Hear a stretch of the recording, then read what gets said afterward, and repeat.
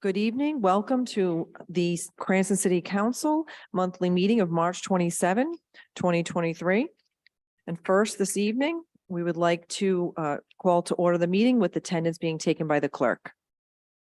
Councilman Ferry, Present. Councilwoman Renzulli, Present. Councilwoman Jermaine, Councilman Donegan, Present. Councilman Campopiano, Present. Councilman Paplaskas, Present.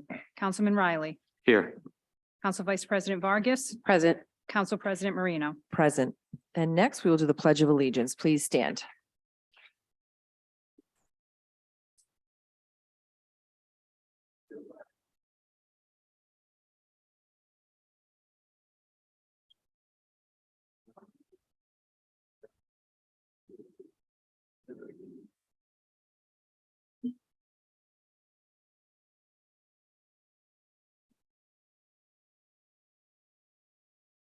First up this evening, I would like to have a motion for approval of the meeting minutes being accepted into the record for the meeting of last month, February 27, 2023. So moved. Second. Any discussion? There being none, clerk, please take the roll. Councilman Ferry, Yes. Councilwoman Renzulli, Yes. Councilman Donegan, Yes. Councilman Campopiano, Yes. Councilman Paplaskas, Yes. Councilman Riley, Yes. Council Vice President Vargas. Yes. Council President Marino. Yes.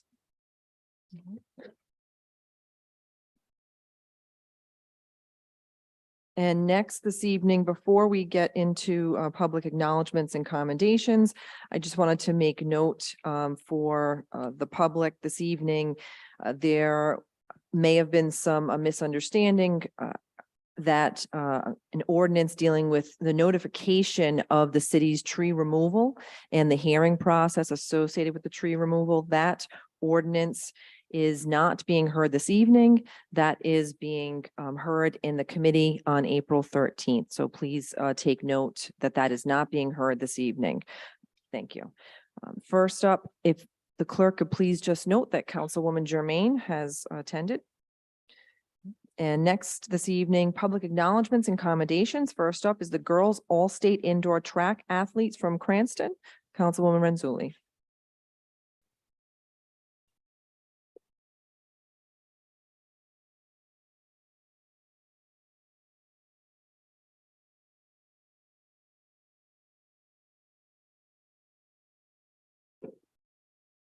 Good evening. Thank you so much for being here. As you may or may not know, March is Women's History Month. And this is a time that we recognize and celebrate the contributions and achievements of women throughout history. A little later tonight, we will vote on a resolution designating it Women's History Month in Cranston. And I would be remiss if I did not mention that we are surrounded by women making history in Cranston in this council. Councilwoman Jermaine is the first Haitian American elected to the Cranston City Council. Councilwoman Vargas and Vice President Vargas is the first Latina elected to the Cranston City Council. I'm the first female minority leader, and Council President Marino is the first woman elected as council president. And before us,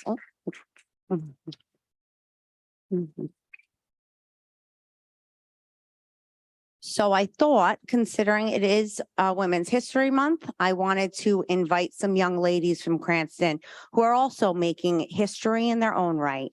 And they are some statewide award winners from both Cranston West and Cranston East. And Vice President Vargas will be helping me to hand out those awards. Women's sports is a great way to start off on the road to leadership.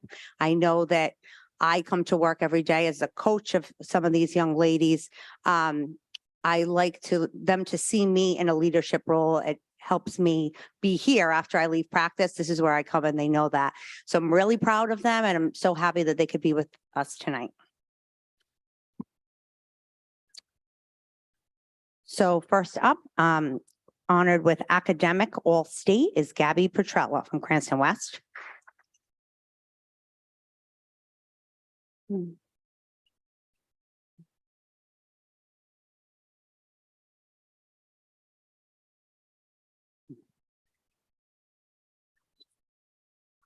And if you ladies could just line up right along the front so we could take a picture of everyone at the end.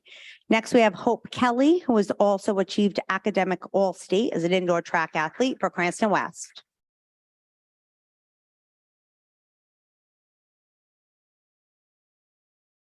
And Stalia Biasi, who is an all-class athlete from Cranston West.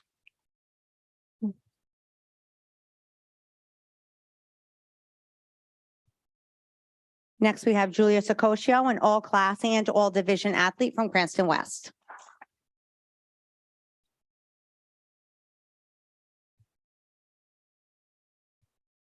And we have Julia Shellard. She is an academic all-state athlete from Cranston West. I don't think she's here. And we have Sam Rosenfield, who is an all-class, all-division, and national qualifier from Cranston West.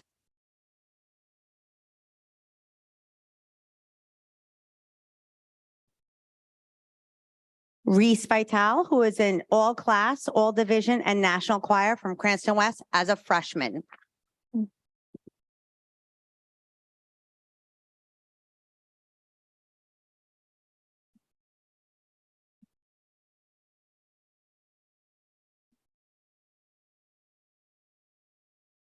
Next, we have Nevaeh Fatorma, who is an all-division athlete from Cranston East.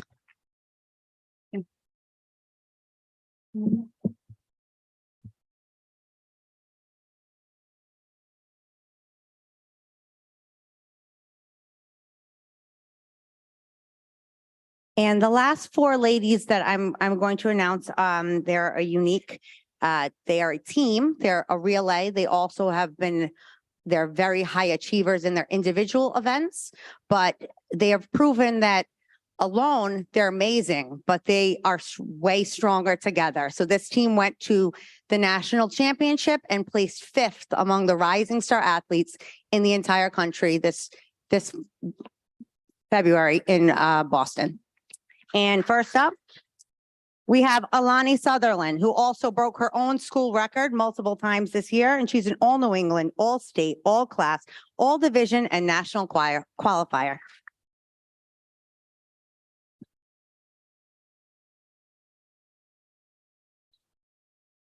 We have Kiana Pezza, all New England, all state, all class, all division, and national qualifier.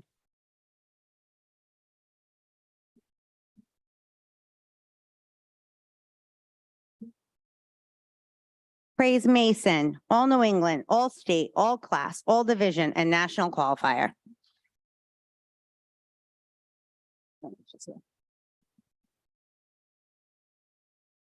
And Waimea Dodge, all state, all New England, academic all state, all class, all division, and national qualifier. She's there.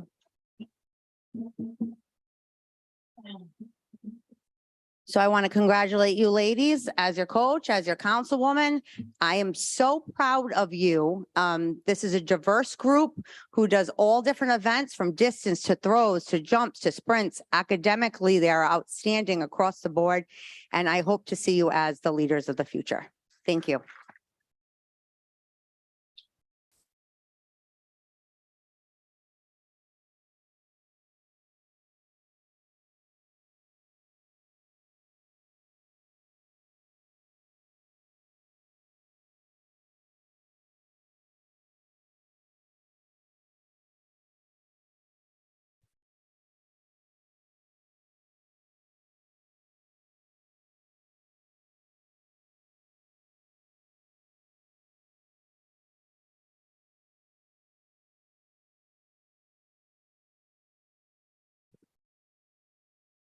Congratulations, girls. And you do not have to stay. You're welcome to stay if you'd like, but feel free if you don't want to and you want to enjoy the rest of your evening. Have a good one. Good night.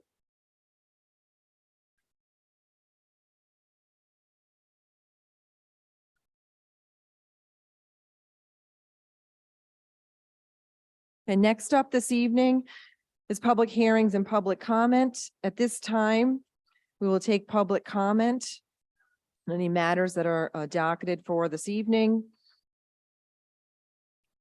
In chambers, if you can just line up, if you can please state your name and address for the record, and please keep your comments limited to 4 minutes. Thank you. Is this open on any issue? Docketed matters only right now.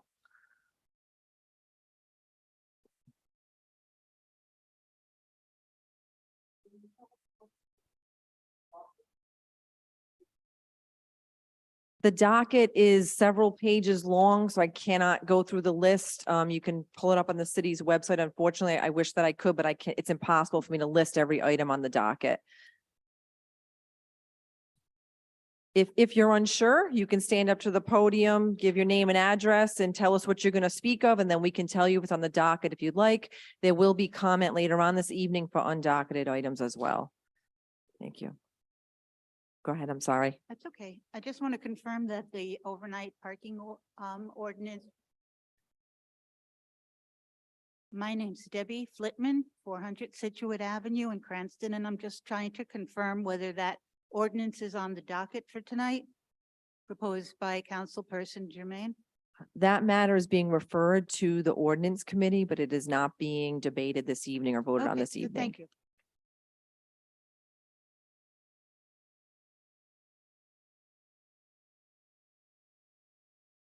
Hi, I'm Lori Skripsak. Is the pool agenda on the docket? No, the pool is a resolution, and that is being referred to committee. I believe the ordinance committee for April 13th discussion, but that is not being debated on this evening.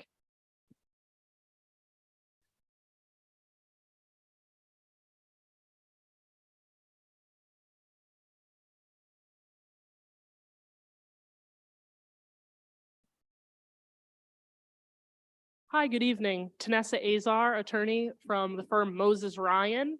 Our office is at 40 Westminster Street in Providence. I just wanted to speak on ordinances 1-23-01 and 1-23-02. Those are the Oak Lawn Avenue comprehensive plan change and zone change. I just wanted to say that our team is here on behalf of Amalgamated Financial Equities 1 to answer any questions you may have on those ordinances. And when they come up later, we'll be available as well. They've both received positive recommendations from planning as well as the ordinance committee. And like I said, we're here for any questions or any other information you may need. Thank you. Thank you. And yes, when it comes up later on the docket, I'm sure if council members have questions, we'll be sure to ask. Thank you. Okay.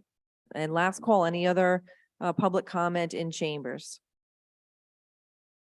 on docketed matters? Hi, my name's Ken Gersha. I live at 85 Curtis Street. I'm here to represent people from Curtis Street in the out of control speeding between 1 o'clock, 2 o'clock. I don't know how I go about talking about this, but that's why we're here to. Okay, so later on this evening, there will be comment for undocketed items and you'll have an opportunity to speak at that time, but right now, that is not on the agenda. Yep, Okay, thank you. Yep. All right. Tom, on Zoom, any public comment on docketed matters? I see no public comment on Zoom. Okay. At this time, we'll close public comment on docketed matters.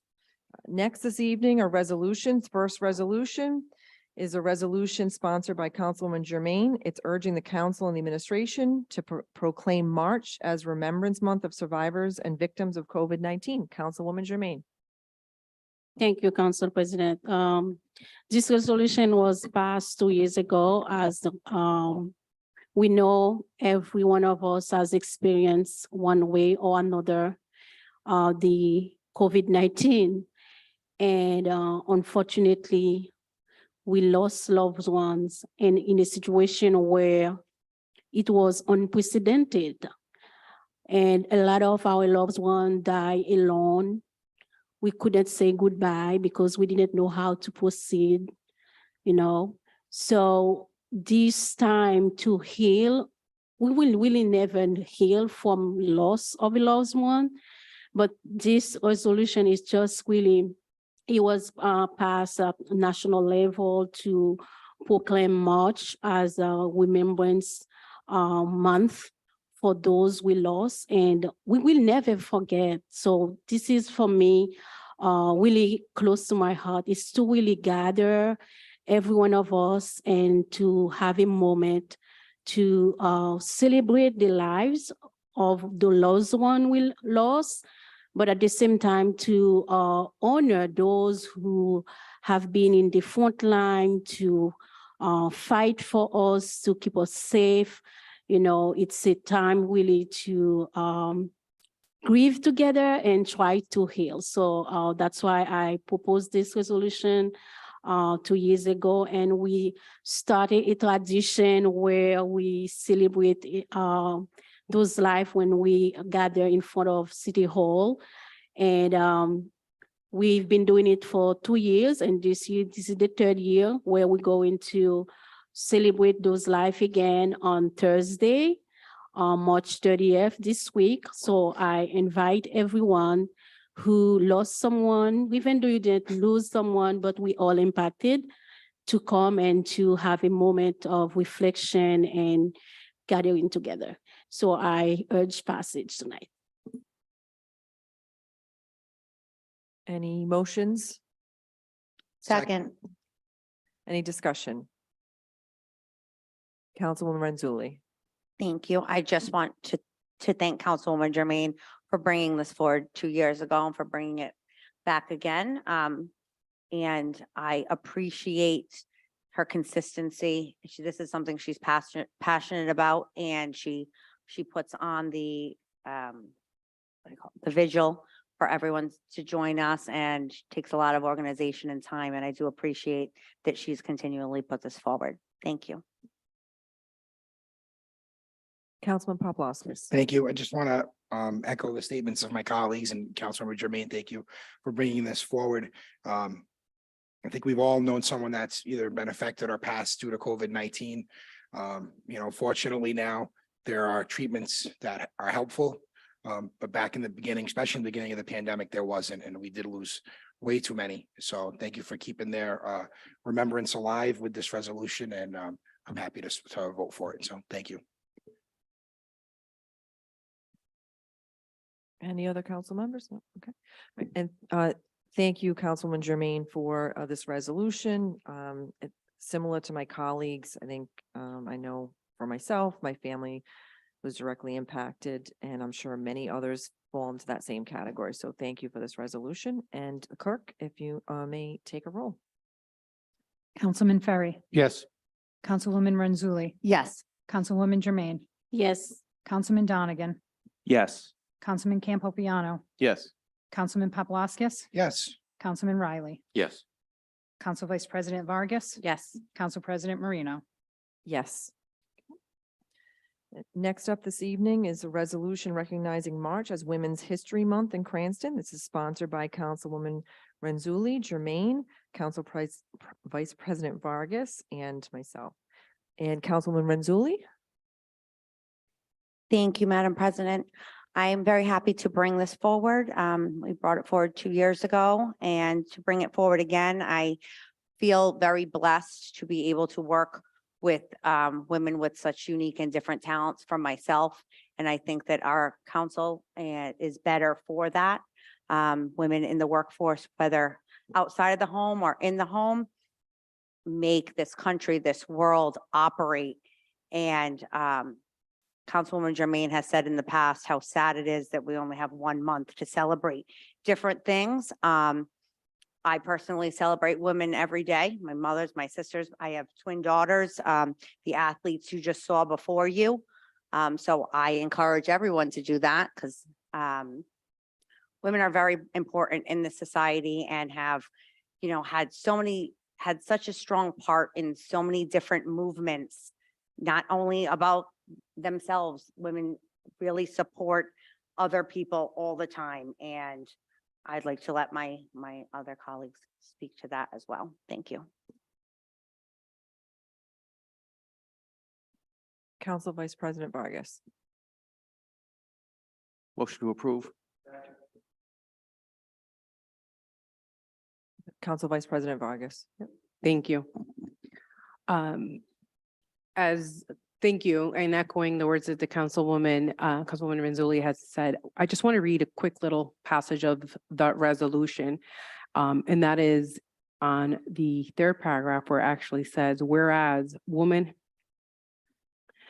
have been leaders not only in securing their own rights to suffrage and equal opportunities, but also in the abolitionist movement, the emancipation movement, the industrial labor movement, the civil rights movement, and more recently in the Me Too movement, which have been brought injustice to light and sought to create a more fair and justice society for all.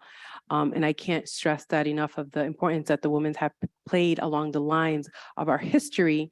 And most importantly, the fact that we continue to see so many more women today, not only having at the seat at the table, but actually using their voice at that seat of the table and really fighting for equity and becoming champions of our women's rights and leading the path for so many after us, the younger generation, and that is extremely important. And so I am honored to sit this evening in every council meeting, committee meetings that we have alongside all three of you and the men as well, but most importantly, the three women that I serve on the city council with proudly, because not knowingly, every once in a while we may not know, but there is always someone looking at us, particularly those young girls at schools or anywhere in our community. And so I can't stress this enough on how important this is and that language, and particularly the entire resolution as well.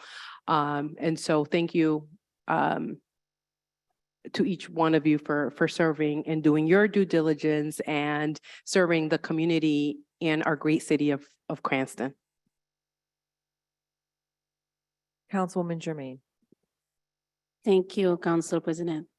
I have to echo the sentiment of my colleague. At the same time, I have also to mention that as women, we still have so much work to do. And we know we've been fought for civil rights movement, right? We have fought for Me Too movement. Now we are fighting for our autonomy, body autonomy, our rights to reproductive freedom that has been taken away. So regardless where you stand, a woman's right stays a woman's right to body autonomy. So now the fight continues. So I'm so honored to be here and to know we all together gonna continue this fight. And there is a bill that is proposed as the State House, and I hope we all can support this bill to make abortion equals equity in abortion for all Rhode Islanders, and all women in Cranston can benefit from that. So the fight continue. We have many victories, but the fight continue. As we celebrate today, we cannot forget that so much work that has before us. Thank you. Any other council members in discussion? Okay. I would like to thank all of my council colleagues, the women especially, for us doing the hard work to get here. I am proud that the four of us, once again in this term, have come forth with a resolution celebrating women, that we serve as role models for women, and we also serve as role models for men and little boys as well. It's not lost on me the importance of our actions, not just our words, and how that we behave ourselves in public, in private, and conduct ourselves matters. And we serve as a good example for young and old. And I'm very proud to support this resolution. And at this time, clerk, if you may take a roll. Councilman Ferry. Yes. Councilwoman Renzulli. Yes. Councilwoman Jermaine. Yes. Councilman Donegan. Yes. Councilman Campopiano. Yes. Councilman Paplaskas. Yes. Councilman Riley. Yes. Vice President Vargas. Yes. Council President Marino. Yes.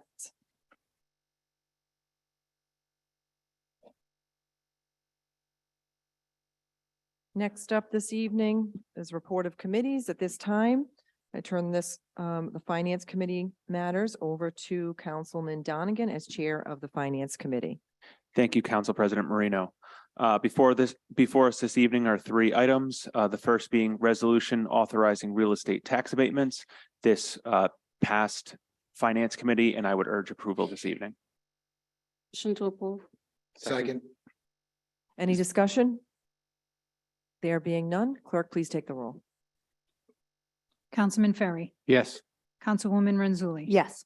Councilwoman Jermaine, Yes. Councilman Donegan. Yes. Councilman Campopiano. Yes. Councilman Paplaskas, Yes. Councilman Riley, Yes. Council Vice President Vargas, Yes. Council President Marino. Yes. The next item is tax interest waiver approvals. This was approved by the Finance Committee, and I urge approval this evening. Motion to approve. Second.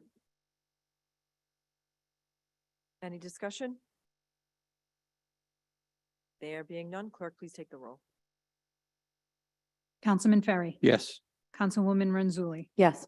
Councilwoman Jermaine, Yes. Councilman Donegan, Yes. Councilman Campopiano, Yes. Councilman Paplaskas, Yes. Councilman Riley, Yes. Council Vice President Vargas. Yes. Council President Marino. Yes. Lastly, before us is tax interest waiver denials. This was approved by the Finance Committee, and I would urge passage this evening. Motion to approve. Second. Any discussion? There being none, clerk, please take the roll. Councilman Ferry, Yes. Councilwoman Renzulli, Yes. Councilwoman Jermaine, Yes. Councilman Donegan, Yes. Councilman Campopiano, Yes. Councilman Paplaskas, Yes. Councilman Riley, Yes. Council Vice President Vargas. Yes. Council President Marino. Yes. Okay. All right. Next on the agenda is Ordinance Committee. At this time, I turn this over to Council Vice President Lamas Vargas as Chair of the Ordinance Committee. Thank you, Council President. Before us this evening, there are four ordinance which all passed out of committee unanimously. The first one is 1-23-01, that is ordinance and amendment of the 2010 Comprehensive Plan for the City of Cranston, Oakland Avenue, sponsored by Council President Marino and Councilman Paplaskas. Again, it passed out of committee, and I urge passage this evening.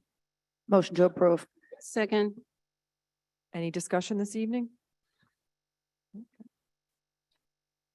There. There being none, clerk, please take the roll. Councilman Ferry, Yes. Councilwoman Renzulli, Yes. Councilwoman Jermaine, Yes. Councilman Donegan, Yes. Councilman Campopiano, Yes. Councilman Paplaskas, Yes. Councilman Riley, Yes. Council Vice President Vargas, Yes. Council President Marino. Yes. Thank you. The second item is 1-23-02, ordinance and amendment of chapter 17 of the Code of the City of Cranston, 2005, entitled Zoning, Change of Zone, Oakland Avenue, Plot 17, Lot 670. This is sponsored by Council President Marino and Councilman Paplaskas. It's passed out of committee unanimously, and I urge passage this evening. Motion to approve. Second. Any discussion? I would just like to thank the developers, the applicants with respect to this, and thank my colleagues for approving this. And we look forward to the inclusion of increased housing in the city and a small component of affordable housing. Thank you. And clerk, if you may please take the roll. Councilman, excuse me, Councilman Ferry, Yes. Councilwoman Renzulli, Yes. Councilwoman Jermaine, Yes. Councilman Donegan, Yes. Councilman Campopiano, Yes. Councilman Paplaskas, Yes. Councilman Riley, Yes. Council Vice President Vargas, Yes. Council President Marino. Yes.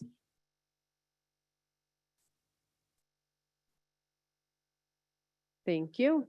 The third item on the agenda in the ordinance committee is 1-23-03. That is ordinance and amendment of chapter 17 of the Code of the City of Cranston, 2005, entitled Zoning, Change of Zone, 2110 Plainfield Pike, Plot 35, Lot 9. This is sponsored by Councilman Capobianco. Motion to approve. Second. Any discussion? There being none, clerk, please take the roll. Councilman Ferry, Yes. Councilwoman Renzulli, Councilwoman Jermaine, Yes. Councilman Donegan, Yes. Councilman Campopiano, Yes. Councilman Paplaskas, Yes. Councilman Riley, Yes. Council Vice President Vargas. Yes. Council President Marino. Yes. Thank you. The last item is 2-23-05, ordinance and amendment of Title 9, Chapter 9.08061 of the Code of the City of Cranston, 2005, entitled Public Peace, Morals and Welfare, Removal and Pruning of Trees. This is sponsored by Councilman Donegan, Council Vice President Vargas, and Council President Marino. It is co-sponsored by Councilman Jermaine. This passed out of committee that evening, and I urge passage, and I think there might have been a note that would be attached to this evening. Yes, before we take a motion on this ordinance, I do understand that the administration may have that fiscal note this evening. Director Zadelis, is that the case? Is he here? No? Director Moretti?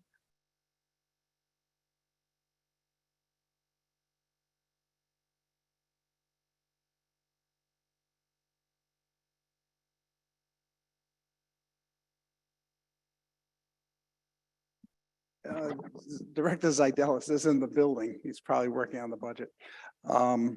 Yes, here's a fiscal note that he prepared today.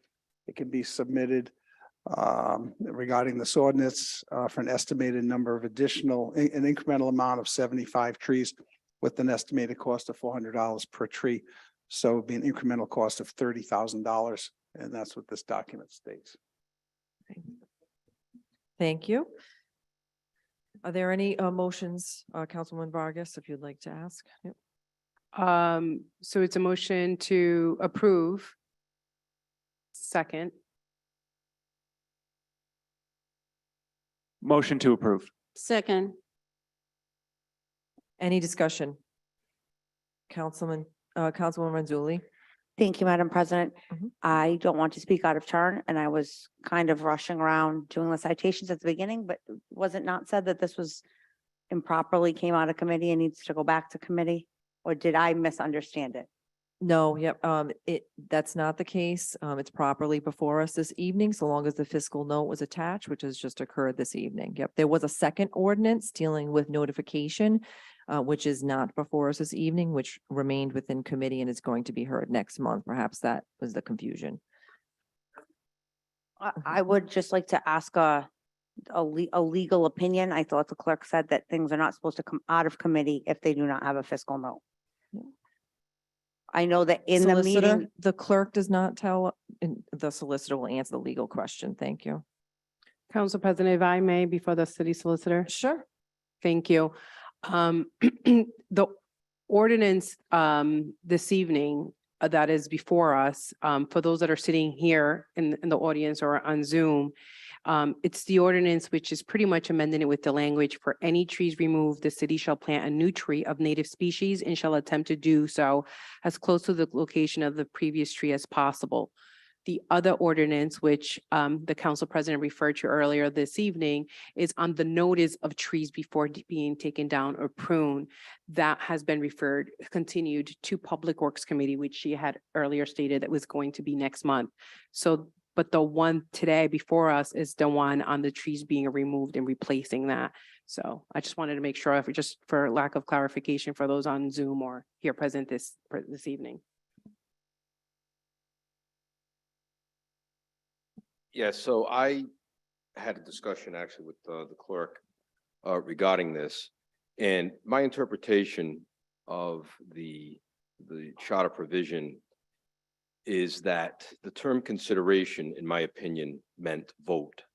So it's pretty clear that no ordinance can take effect or be voted on unless a fiscal note is attached, assuming that it's going to have some financial impact on the finances of the city. So I think when this came out of committee, it was made abundantly clear on the record that if the fiscal note was not attached, that it could not be considered or voted on.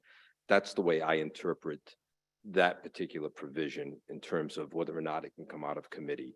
And I think in past practice, we have done that with the understanding that categorically it cannot be passed unless that financial note is attached. And my understanding is, I haven't seen it myself, but my understanding is that it is been produced. So I don't see an impediment. I concur. All right, any further discussion, Councilman Donegan? Thank you, Council President.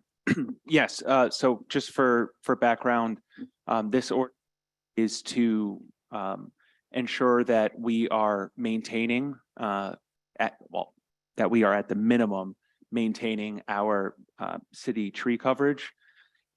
What this would do is if a tree is removed by the city, it would require us to, the best of our ability, replace that tree within a close or proximate location to ensure that there is remaining tree coverage throughout the city. I think we heard in committee that the city on average removes approximately 100 trees a year and we only plant 25. So I think we can all recognize the damage that a net reduction of 75 trees per year would do to the city. Trees are and tree-lined streets are shown to increase home values, certainly help promote health and recreation. So I think that this is something that is important. $40,000 in the grand scheme of a $330 million budget is less than 1/100% of the total budget. It would be an increase of $30,000 per year to plant 75 more trees. I think it's a win for the residents of Cranston. I think it's something that will continue to improve our city. So I hope that this will be supported this evening. And I do thank Director Moretti and Director Zadelis for putting together the fiscal note. I know that they're busy working on the budget and I appreciate your efforts on this. Any other discussion from council members first? Yep, Councilman Paplaskas. Thank you, Council President. So I'm torn on this. I agree with everything Councilmember Donegan just said. I think everybody knows my feelings on trees, and I think we should be planting trees. I just don't like the process that it jumped out of committee without that fiscal note. So I'm really torn on how I'm going to vote. If I vote no on this, it's going to be simply on the principle of it coming out of committee before a fiscal note was hashed out in committee. But I fully support planting the trees. I just think we're doing a little confusion here on how this is being done. And I think fiscal notes are better heard in committee first. But I do support the planting of the trees, to be clear. I'm just, going back and forth in my head if I'm going to vote yes or no on this for that reason. Thank you. To the clerk, Tracy.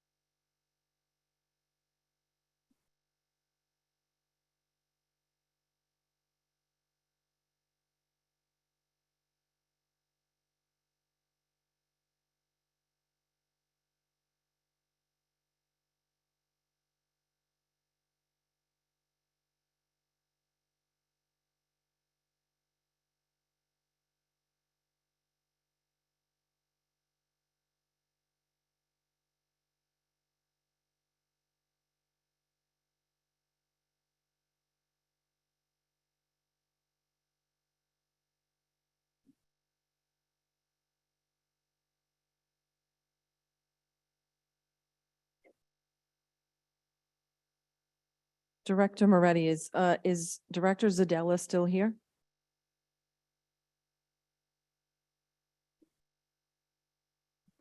All right.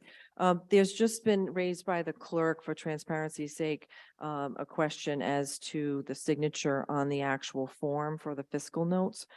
So if Director Zadelis is still here this evening, if he can, sign this form that we have, before passage, and we can, take this matter out of order.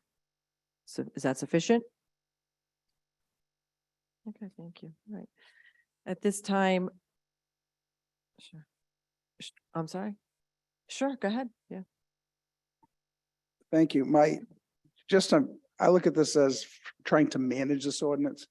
And so it's saying all trees to be removed.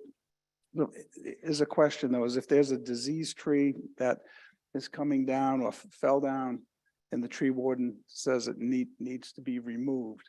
Right is now, that- is that Director part of Moretti, that we're, count? we're talking about the fiscal note, not the substance of the ordinance itself. So in terms of the Okay. fiscal note, can we get a hold of Director Zadelis and have him sign that? And then we will discuss this ordinance after we have the fiscal note, and then we can talk about substance. Thank you.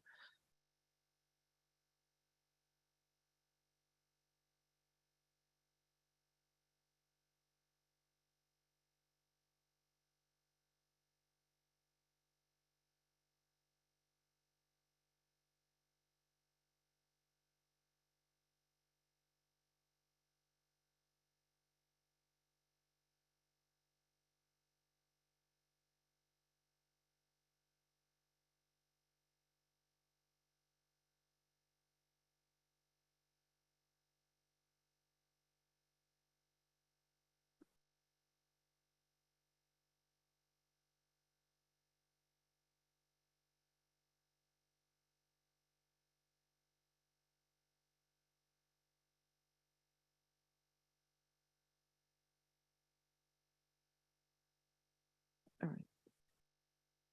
All right, at this time, if we can have the motion, was there a motion to approve, Councilman Vargas? Yeah. There was. If we can have that withdrawn, I withdraw my motion. thank you. And then what we will do at this time is I'll take a motion to take the docket out of order. So moved. Second. And any discussion? Clerk, if you please take the roll. Councilman Ferry, Yes. Councilwoman Renzulli, Yes. Councilwoman Jermaine, Yes. Councilman Donegan, Yes. Councilman Campopiano, Yes. Councilman Paplaskas, Yes. Councilman Riley, Yes. Council Vice President Vargas, Yes. Council President Marino. Yes. At this time, we will take public comment for undocketed items. If anyone in chambers has public comment on any undocketed items, please state your name and address for the record, and please keep your comments limited to 4 minutes. I know there were some people earlier who got up and said they wanted to speak about Curtis Street. This would be your opportunity. Thank you.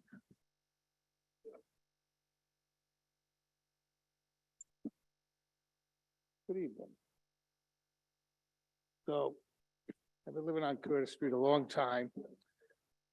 Yes, sir. My name is Ken Gersha, 85 Curtis Street. Okay. Hear about the traffic that's been going on up and down Curtis Street. It's been happening for years. It's out of control. Somebody's gonna get hurt really bad. The school gets out and everybody's parking along the streets. They're parking on both sides and you can't get through. They're blocking driveways. They're walking on lawns. Last year I planted all new grass. Families are walking on my lawns like they don't even care. I call the school, they do absolutely nothing about it. Cranston Street was done over with all these signs saying slow down, this and that, and it seemed to work. They put the stop signs 25. I've been trying to get this for a lot of years, either speed bumps, some kind of stop signs on Wine Street. Even on Wine Street, we have a one-way, it's supposed to be one way at a certain time of the day. the kids are still going up there, no cops around. It's out of control. The street's a mess. There's potholes like you wouldn't believe. I've been asked by councilman, we've been trying to get that paved, fixed, because around the whole neighborhood, everything's paved beautifully. Curtis Street, forget it. I don't know what the problem is, but it's a problem that has to be faced. Someone is gonna get killed. We got hurt. My wife got hurt with her knee. She fell in one of the potholes. She had surgery 6 months later. What else? Who else do you talk to? You know, so we have a problem and I think it should be faced. Before someone gets hurt, sidewalks, I don't know what the answer is, but something's gotta be done. You got all kinds of trucks flying up the street, UPS, school buses. I mean, they're not doing 10 miles an hour. They're doing 30, 40 miles an hour. So what do I do from here? Who do I talk to? Where do we go? That's my question. Before someone gets hurt.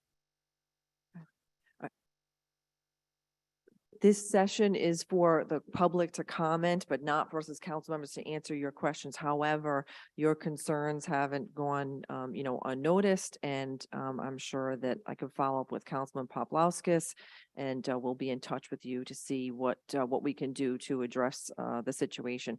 I will say, my son is a student at Cranston West, and he himself has echoed some of the things that you have said about the speed being an issue. In that area, but, we'll be in touch with you, I both of came us. home yesterday. Yep. And I couldn't get in my driveway. They blocked my driveway. I got pictures of it. I mean, that's crazy. I don't get it. I just don't get it.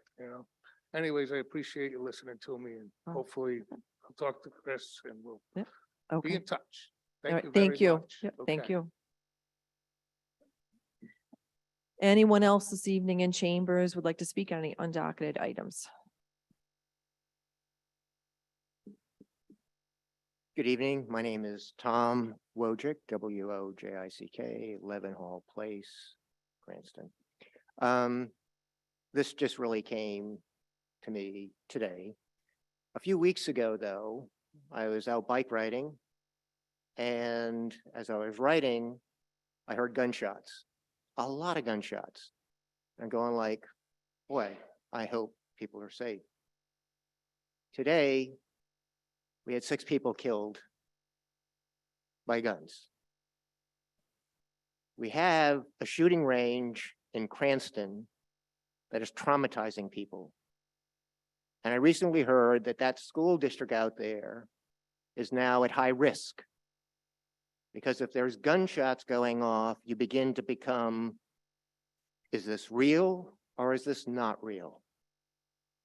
And I think it's unconscionable that the city of Cranston does not take this seriously. We're traumatizing people and we're traumatizing children. They're all going to be hearing about this latest shooting. We need to do something. It should be abandoned altogether, or for at least for the children, there shouldn't be any guns shot during the school hours. I hope that the city of Cranston begin to realize that's not just death, but it's emotional and psychological trauma that follows people for years. This is unconscionable that we allow this happen for money. My second item, couldn't speak to it earlier because I guess it has to do with notice of a tree coming down. I just want to say that when that goes to the committee, that I am in full support of this amendment. Apparently the committee and the people who are proposing it know why it's important. They know the value of a tree, and I'm asking, do we all know what the value of a tree is? We all know what the value of a tree is. These are some old things. According to Growing Greener Cities, they found that a single tree provides $73 worth of air conditioning, $75 worth of erosion control, $75 worth of wildlife shelter, $50 worth of air pollution reduction, Compounding this total of $273 for 50 years at 5% interest, it results in the tree value of almost $60,000. So when we take down a tree and we don't think about it, and that's what this amendment or this, whatever it is called at this point in time, is to stop and think. Is this the right thing to do? Let's talk about this. That's all it's doing. Let's stop and think about what we're doing. So I hope that it will take, it will get a serious hearing and people will really realize what the value and the worth of a tree is. I think I heard Councilman Donegan talk about the previous amendment. Trees increase the value of real estate. Trees are a tax-based generator. They're educational benefits. They have health benefits. They're our friends. Ladies and gentlemen, none of us would be here today if it wasn't for trees. We owe them some respect. And if it takes 10 days to kind of just go through that, we need to respect the damn tree for 10 days. We wouldn't be here if it wasn't for the trees. Thank you.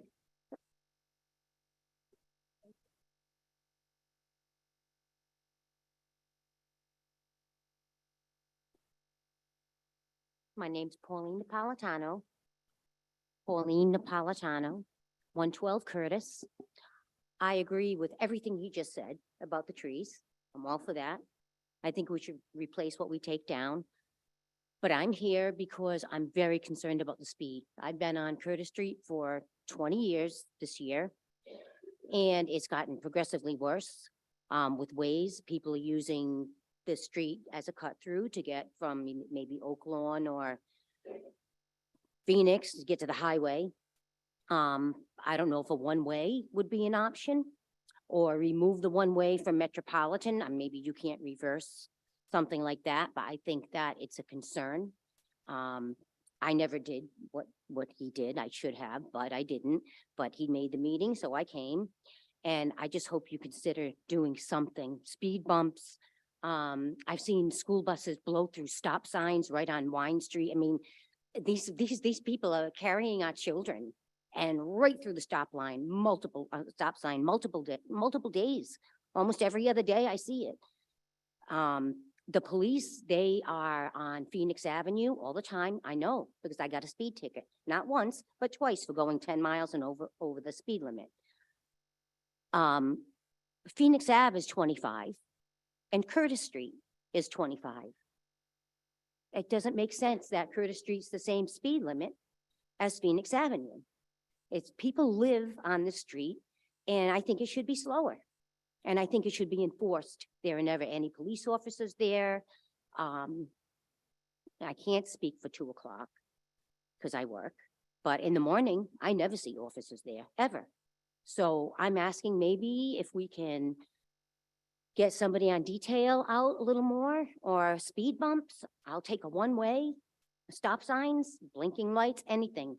Anything is better than what's happened the past 19 years that I've lived there. Thank you for your time.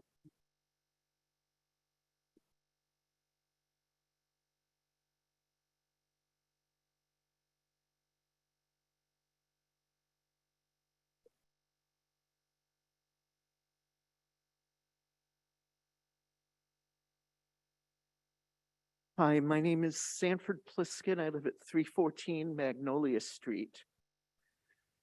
And I'd like to speak about the overnight parking ordinance. I'm a newcomer to town and moved to town in October. I was reading the Cranston, Rhode Island community page on Facebook a few days ago, and there was an inquiry from somebody about what the town is like and whether it's a good place to live. And as far as I could tell, the main, and most people said yes, which I was glad to see and which I would agree with. But the one issue that came up that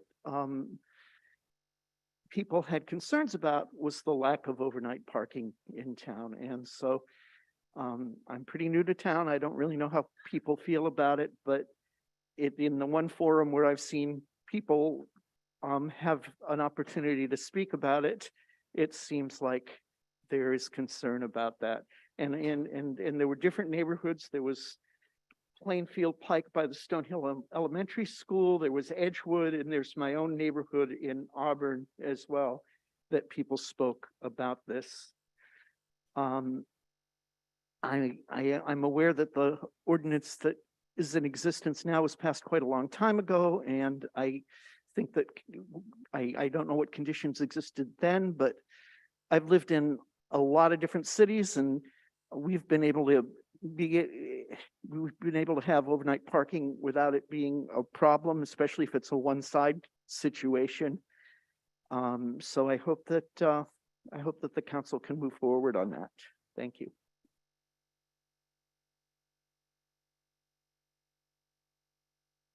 There's no one else in chambers for public comment. Tom on Zoom, is there any, oh, go ahead, go ahead. We have one. Hello, my name is Susan Blake. My address is 173 Grand Avenue in Cranston. I'd like to just thank you first for your time tonight. And I'd just like to add a few words about Budlong Pool, if I might. As you know, we're the second largest city in the state now, with one of the largest outdoor municipal pools in the entire United States. And that's saying a lot, coming from the smallest state in the union.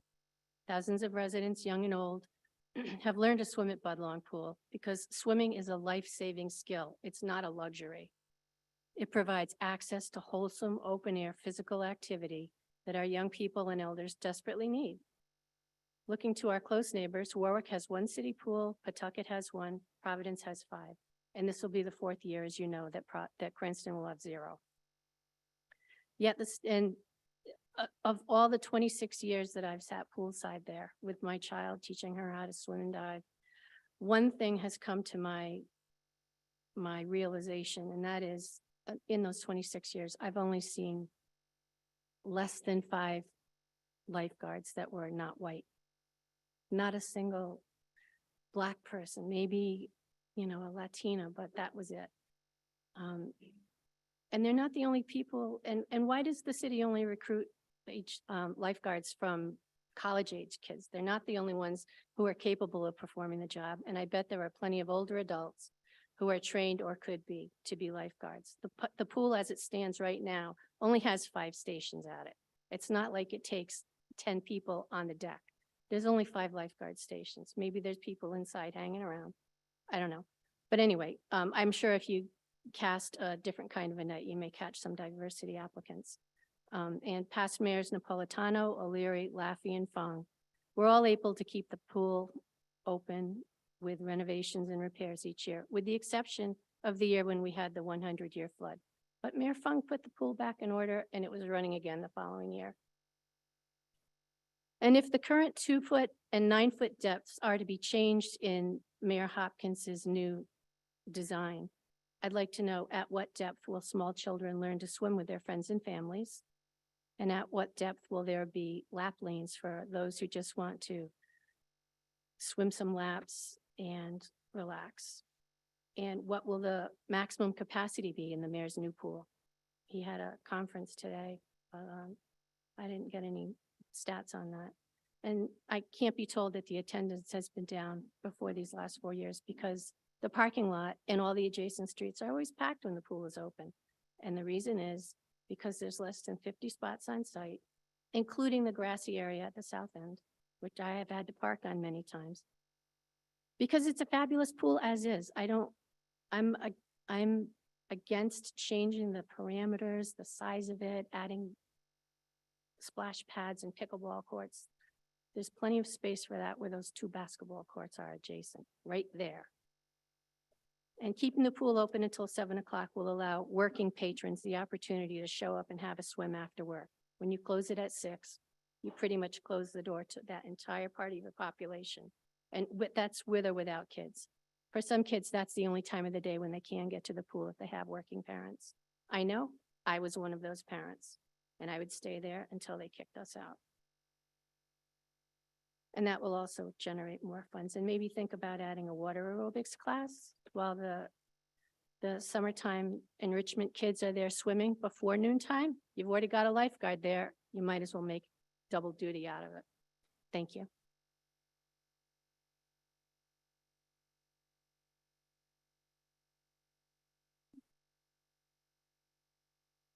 Good evening. My name is Dr. Donna Rook. I live at 79 Paul Tuxet Avenue in Cranston. I just wanted to comment on the ordinance that's being considered to be removed regarding overnight parking. I moved to Cranston in 21. The day of our house closing is when we found out there was such an ordinance. Never heard of one anyplace else, ever. So kind of wondering why Cranston can't seem to get by without this ordinance. Same thing. I hear people talk about what a wonderful place Cranston is to live, except this is the one thing that keeps coming up in a lot of Facebook chats. And the arguments for it don't seem to hold any water. There are things like emergency crews can't get through, but they can get through all other times of the day, not just those couple hours at night. Doesn't make sense. I read the article where it was said that it teaches people that they shouldn't be parked there when the snowplow has to come through. But this snowplow was necessary once this year, once last year. I work for the state of Rhode Island and was having a meeting where it came out, we advocate for disadvantaged people. A number of organizations were on this call, and this Cranston ordinance came up in the discussion about how it targets people who are combining households in order to live. So you got numerous adults in a household. They need cars. There are households that don't have driveways. People who are combining households to live so that they can pay their bills are the ones being targeted for this ordinance. I understand that the city has to raise fees and funding for the city. Find another way to do it, not on the backs of people that are having a hard time living to begin with. I just want to put on record that I am very much in favor of doing away with the prohibition against overnight parking. Our streets in Cranston are just the same width as any other, New England town, yet I don't see other towns having to pass this ordinance or prevent people from parking in front of their house, parking their own car in front of their own house. Thank you.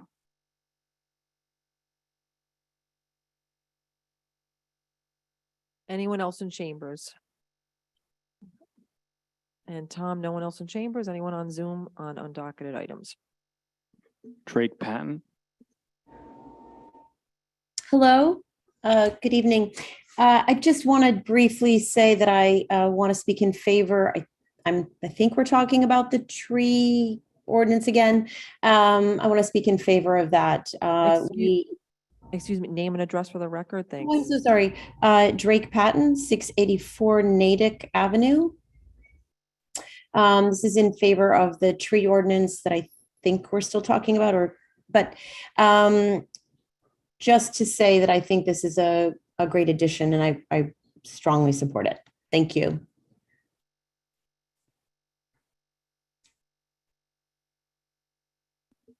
I see no additional public comment. There being no additional public comment on Zoom or in chambers on undocketed matters, we now move on to election and or appointment of city officials, Board of Contract and Purchase. This is the appointment of Thomas Trudell for term ending January 1, 2024. It's a minority appointment. Just for the record, there's a minority appointment with no votes being taken. No, not yet. Not yet. Next, a report of city officers, there being none. Next, we'll go to executive communications. Request to be continued in service for 1 year, Assistant Chief Daniel Marcinko, Cranston Fire Department. Do I have any motions to approve? Motion to approve. Second. And the administration would like to be heard on this? Certainly, just to pass along, I'll say the standard line that, as in the past, Chief Marcinko has passed all requisites for continuation of service, and we do urge the passing for an additional year of service for Chief Marcinko for all the good work he's doing. Any discussion amongst council members? There being none, clerk, please take the roll. Councilman Ferry, Yes. Councilwoman Renzulli, Yes. Councilwoman Jermaine, Yes. Councilman Donegan, Yes. Councilman Campopiano, Yes. Councilman Paplaskas, Yes. Councilman Riley, Yes. Council Vice President Vargas, Yes. Council President Marino. Yes. Next up, legal expense analysis report from July 1, 2022 to March 27, 2023. No votes will be taken. Do any council members have any questions for the administration or the solicitor? Nope. Okay. Right, there being no discussion. Next on the agenda, we will go back to the page 3, Rules Committee. And I will hand over the matter to Council Vice President Lamas Vargas as Chair of the Rules Committee. Thank you, Council President. The Rules Committee met just a few weeks ago. There was a resolution. The resolution was adoption of the City Council rules for the 2023-2024 term. This resolution is sponsored by Council President Marino. We met on this. It passed unanimously. I urge passage this evening.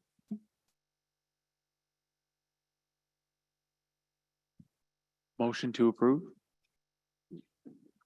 Second. And as a matter of procedure, to the clerk this evening, I don't see that exhibits A and B were attached to this resolution. Am I mistaken?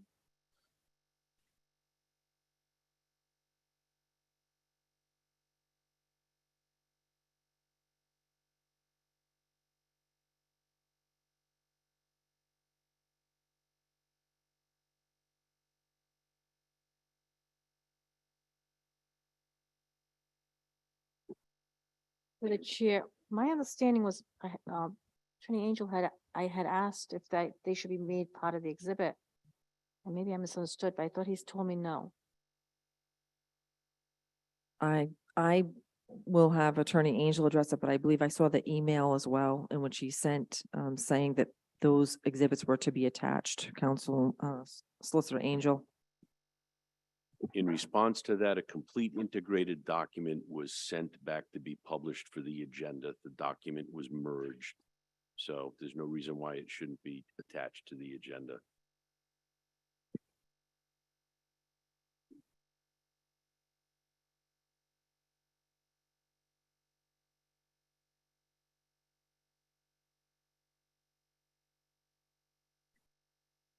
Given that the exhibits A and B are not attached to this for a proper procedure with respect to this resolution, we will, I prefer that the motion to approve, if there was a motion to approve, be withdrawn, so that then we can refer this to full council meeting, which I believe we have one already scheduled for April 13th, and we can add this matter to the agenda.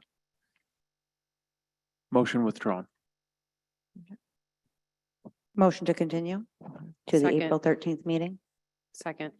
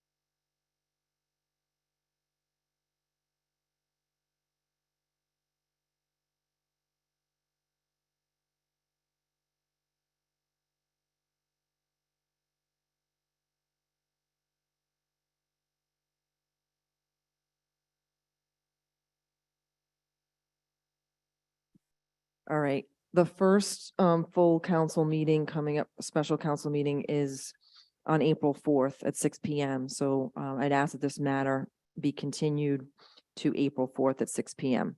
and added to that agenda. So moved. Second. Any discussion?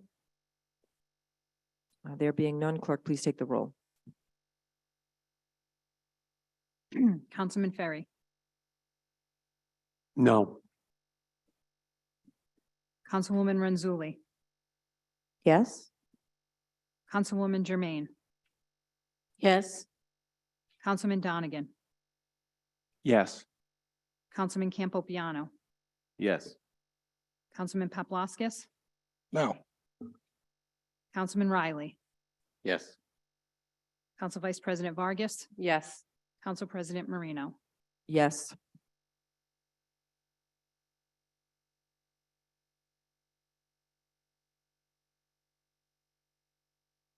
And clerk, just to be clear, that was a yes on passage continuance to April 4th. Correct? Correct, by a vote of 7-2. Thank you.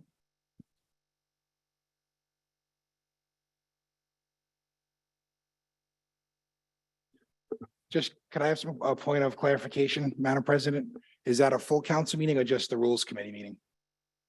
That's a full council meeting.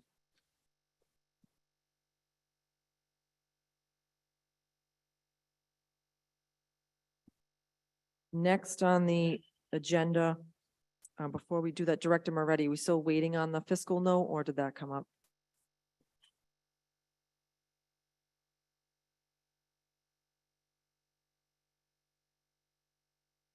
Okay, I'll give the floor back to Council Vice President Vargas as Ordinance Committee Chair.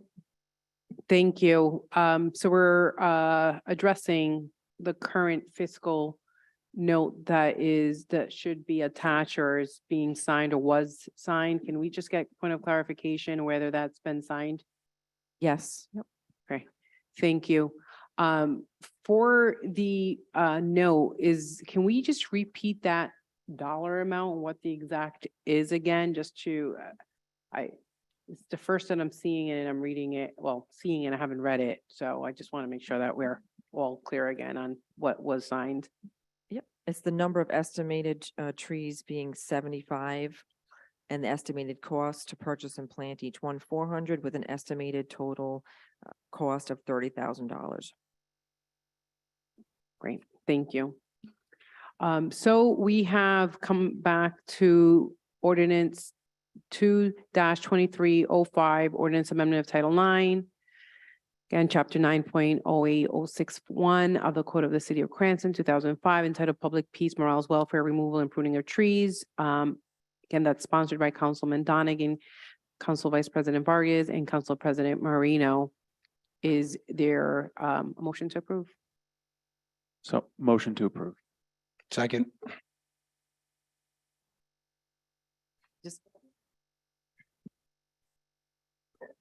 Councilman Paplaskas. Thank you, Council President. I just have a question for the administration. Since there's a fiscal note tonight, what's your opinion on the numbers? Is that a number that's going to be budgeted in the mayor's budget next week? Or do we have the money to do what's being proposed? The budgets, mayor hasn't approved, give authorization on the budget, so I guess I can't say, because I don't know, but I can just give you an indication that the mayor's budget is gonna be very flat in terms of appropriations in every department, every line item. So even though it doesn't sound like a lot of money, we did lay off, we eliminated 24 positions, so it means people. So that's a consideration, I think, that goes to the mayor's mind when he developed this budget. Should we be spending more money when people's lives are affected? I think that's what the theme he held in this budget process. So I can't say line item by line item, but I could tell you that thought process, that feeling has gone into this budget process as far as he's concerned. Thank you, Council President. Councilman Riley. Thank you, Council President. In reviewing this and hearing the debate amongst us at both committee and here, I had a suggestion, and I didn't want to put it in the form of a formal amendment, but perhaps if anybody agrees that this could be a solution on line, I would make an amendment to line 31 at the very end, strike the period at the end and put in a comma and state that as the budget shall allow.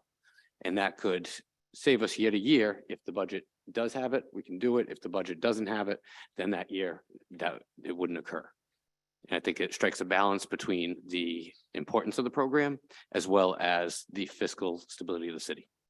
And I just wanted to ask any of my council members if they agreed, and if so, maybe we can make a formal amendment.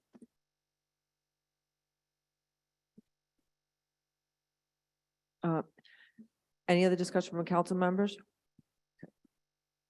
With have a respect to that issue of the amendment, it's rather while I appreciate the mindset of it, it's kind of a moot point, because if the money isn't there in the budget, it's not allocated come budget time, then that can't happen. It's similar to very other expenditures that are allocated by ordinance, that if the money isn't there, it doesn't happen.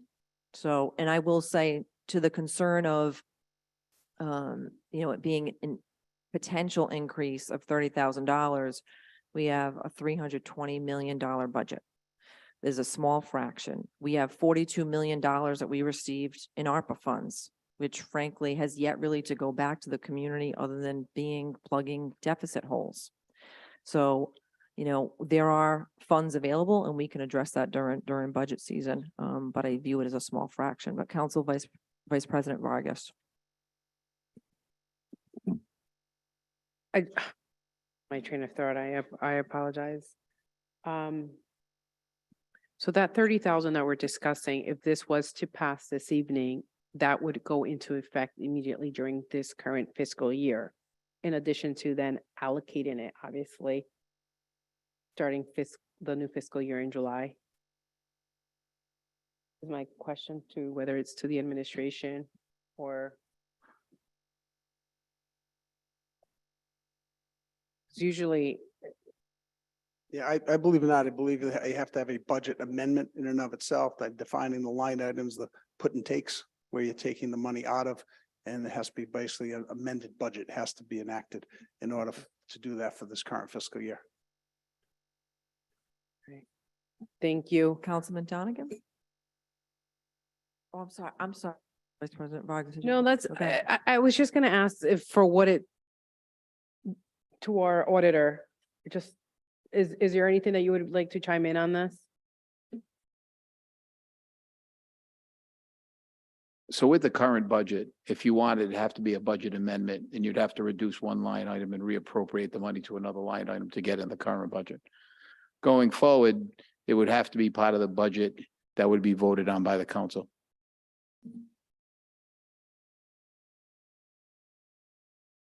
Councilman Donegan. Thank you, Council President. And to Council Vice President Vargas's point, Section 2, if I might need to rely on some of our legal scholars, our legal attorneys this evening, but if it would appease both administration and members of the council to satisfy that concern, if we wanted to alter Section 2 to make it so that it would become effective July 1st, 2023, that way it would be a new budget. That way in this coming budget, I feel pretty confident in my ability, if necessary, to find $30,000 in a $330 million budget to move some money around to make sure that we're maintaining our tree coverage in the city. Would Solicitor Angel, would an amendment to Section 2 to the effect of this ordinance shall take effect July 1st, 2024? Correct. So I'll make a formal motion to amend line 33, Section 2, so it reads, this ordinance shall take effect July 1st, 2023.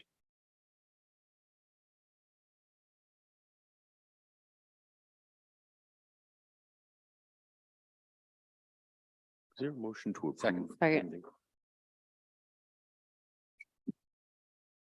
Is there a pending motion to approve? The clerk, yes. Need to be withdrawn.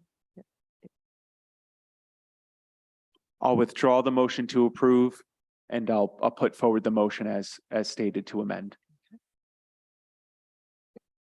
Any second? Second. Those in favor, say aye. Aye.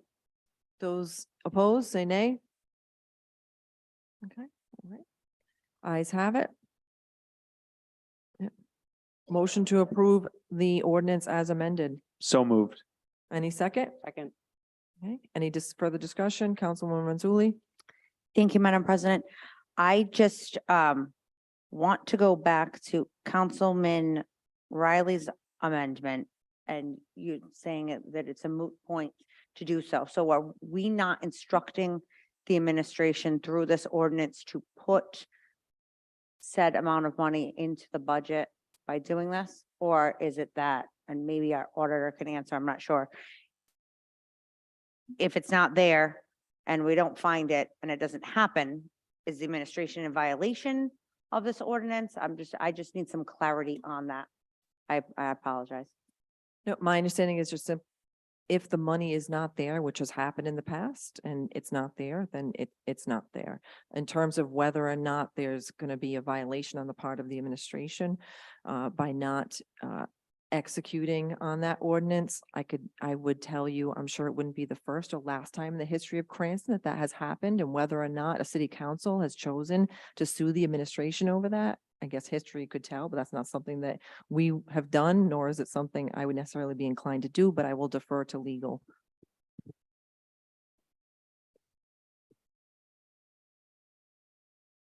The reality is you can not fund things in a budget. And that is a function of what the council does during budget season to rearrange the money if they so choose, as Councilman Donegan had talked about. So the line item may exist in the budget and shows a zero as proposed. It's up to the council to do what they please with it. Thank you, Attorney Angel. I appreciate it. Councilman Donegan. Thank you, Council President. I do just want to address Councilman Riley's amendment. I wouldn't support that amendment for the reasons discussed, but I do appreciate the sentiment of compromise, and I don't want you to think that my, not supporting that amendment is anything more than just I disagree with it. But I do genuinely appreciate the sentiment. Thank you.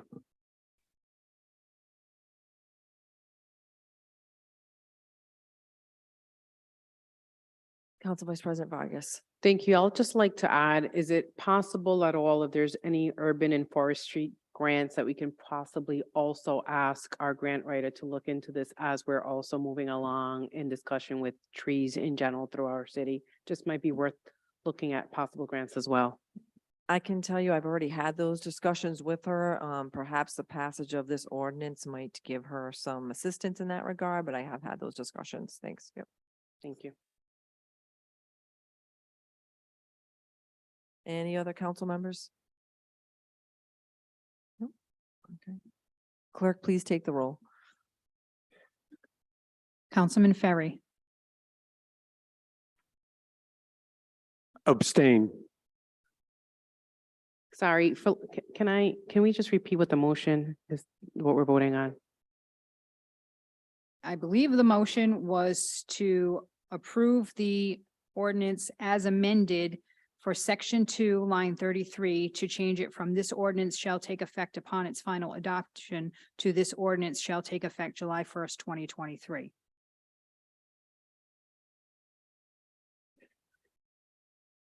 I changed my vote to yes.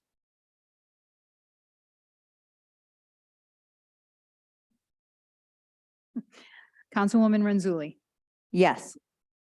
Councilwoman Jermaine, Yes.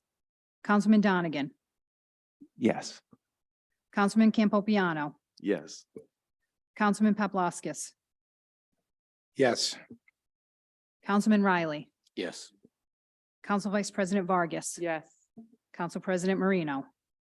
Yes.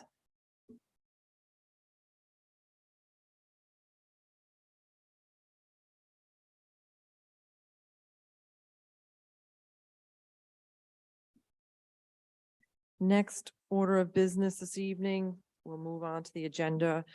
Council President Communications, there being none, council member communications, there being none, council business matters carried over, there being none. Madam President. Yeah, go ahead. I'm sorry to Yes, sir. interrupt. I have a point of information. Can I just plug the Earth Day cleanup under council member communications. Sure. April 22nd, 9 a.m. Earth Day, the annual Mechanicat Park Earth Day cleanup, meeting in the Cranston West parking lot. 9 a.m. Great opportunity for students and scouts to get community service hours. Let's go, bring all the teams. Let's clean up the park. Thank you. Council business matters carried over, there being none. Councilman Jermaine? Yes. Thank you, Council President. So to echo what Council Paplaskas said, so I'm organizing as well a cleanup on the 22nd, a lot of opportunity. It's gonna be at 11 a.m. So meet up at Badlang Pole. And just as a reminder to council members, I get it all happens to all of us, but if we can just give the information in advance of the clerk so it can make the agenda. Thanks. Okay. Next is council business matters carried over, there being none. Next is introduction of new matters before the council.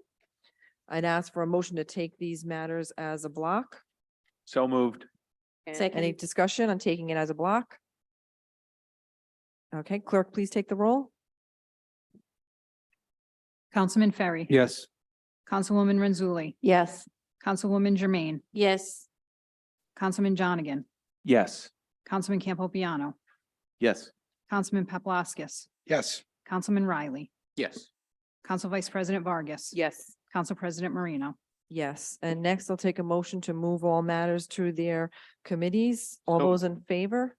Say aye. Aye. All right, and any discussion on this? No, okay, and all those opposed? Okay, ayes have it. Yes. Yep, okay.